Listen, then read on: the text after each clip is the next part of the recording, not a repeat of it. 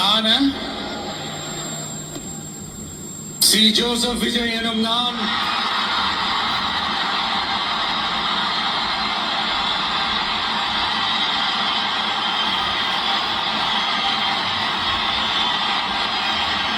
சட்டப்படி அமைக்கப்பெற்ற இந்திய அரசியல் அமைப்பின்பால்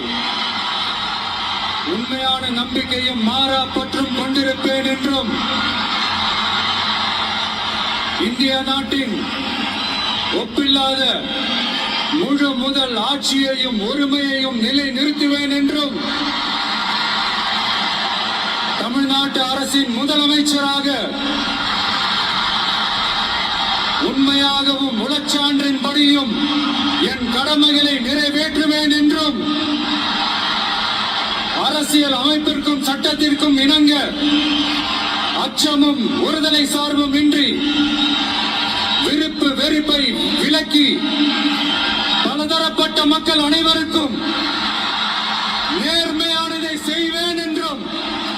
ஆண்டவன் மீது ஆணையிட்டு உறுதிமொழிகிறேன்.